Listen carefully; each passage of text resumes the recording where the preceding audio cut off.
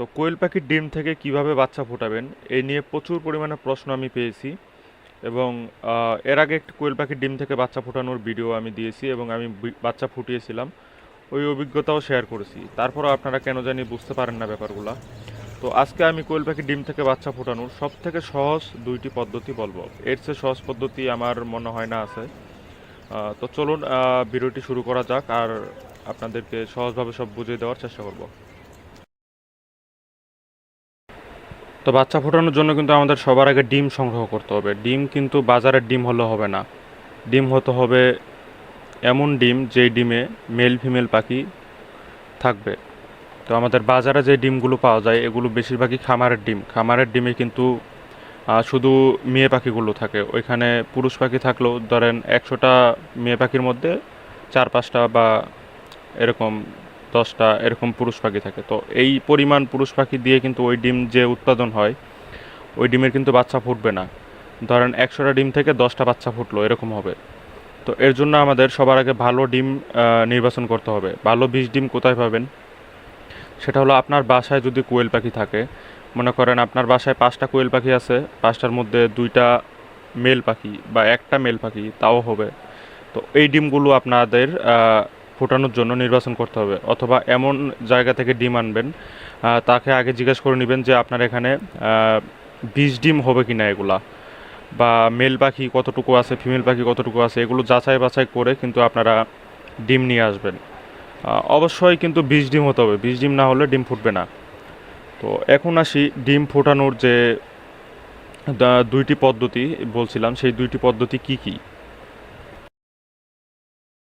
ডিম সংগ্রহের পর ডিম ফোটানোর প্রথম এবং সহজ পদ্ধতি হলো কবুতর বা মুরগি দিয়ে কোয়েল পাখির ডিম ফোটানো। এক্ষেত্রে আপনারা একটি কবুতরের নিচে 5-6টি কোয়েল পাখির ডিম দিতে পারেন এবং সেগুলো নির্দিষ্ট সময়ে ফুটবে, এবং ডিম ফুটলে আপনারা বাচ্চাগুলোকে প্রথম দিনই ওখান থেকে উঠায় নেবেন, কবুতরের নিচে রাখার কোনো প্রয়োজন নেই। তো এই বিষয়ে অনেক ভিডিও আছে ইউটিউবে, আপনারা ওগুলো দেখলে অনেক সহজে বুঝতে পারবেন, কারণ আমি এই কবুতর বা মুরগিতে কখনো ডিম ফোটাইনি। আপনাদের শুধু জানানোর জন্য শেয়ার করতেছি যে সহজ পদ্ধতিগুলো কি কি।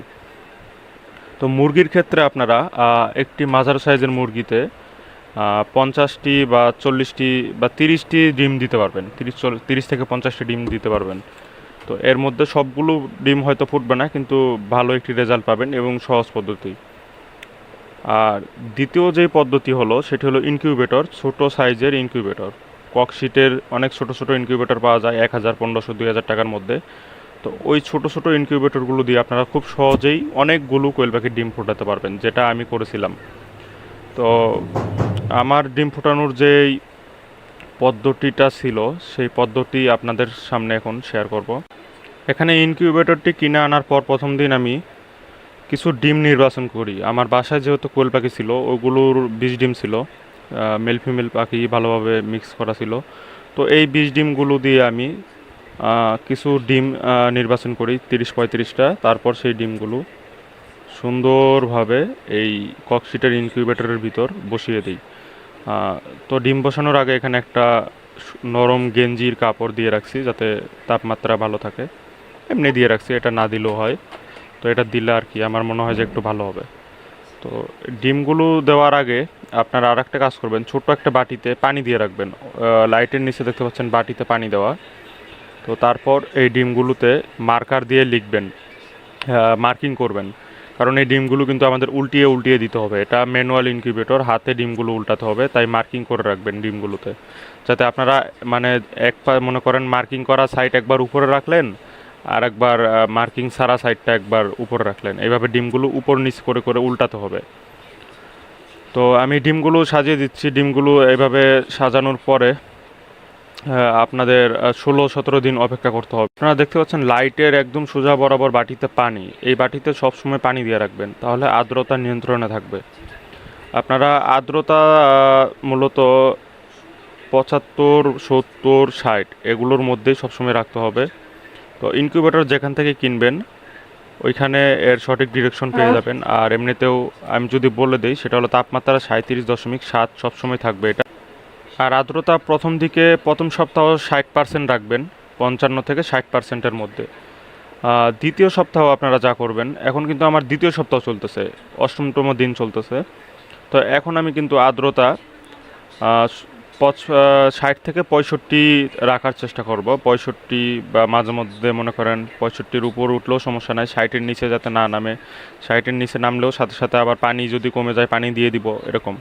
তো বাটিতে পানি বেশি দিলে আর্দ্রতা বাড়বে। আবার আরেকটা ট্রিক্স আছে, সেটা হলো বাটিতে যদি আপনারা সুতি কাপড় ভিজিয়ে যদি সাইড দিয়ে রেখে দেন, তাহলে কিন্তু আর্দ্রতা দ্রুত বেড়ে যাবে। তো এখানে কিন্তু আমার 14 দিন চলতেছে, এখন 14তম দিনে আমি আর্দ্রতা এখন রাখবো 70, 65 থেকে 70-এর মধ্যে।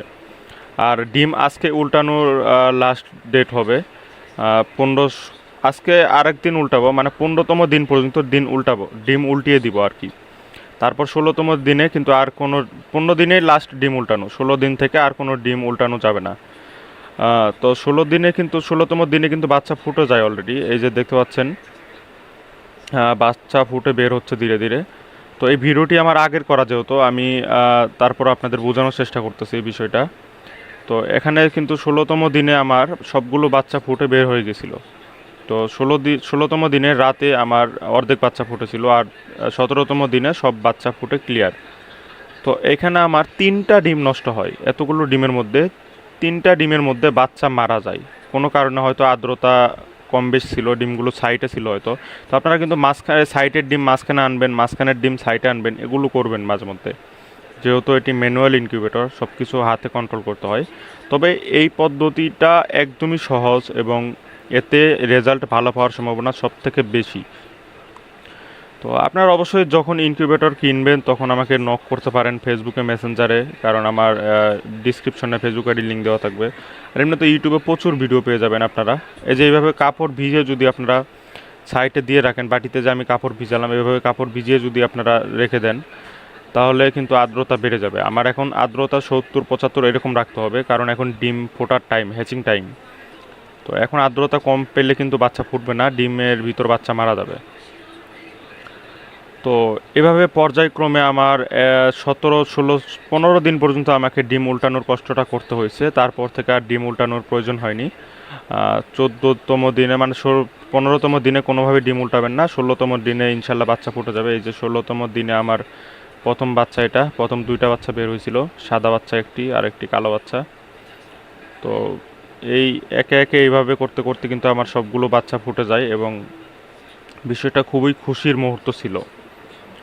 তো আপনারা যারা ডিম ফোটাবেন, তো দেখবেন তখন যখন ডিমটা ফুটবে তখন কতটা ভালো লাগে এবং খুশির মুহূর্ত আপনারা কল্পনা করতে পারবেন না এখন।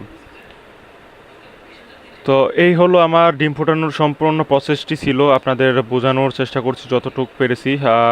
এরপরও যদি কেউ কোনো কিছু না বুঝে থাকেন, আমাকে কমেন্ট করুন অথবা ফেসবুকে গিয়ে নক করুন, ভয়েস মেসেজ পাঠাতে পারেন। যে কোনোভাবে আমি আপনাদের মেসেজ পেলে রিপ্লাই দেওয়ার চেষ্টা করব এবং আপনাদের সম্পূর্ণ বিষয়টি বুঝিয়ে বলার চেষ্টা করব।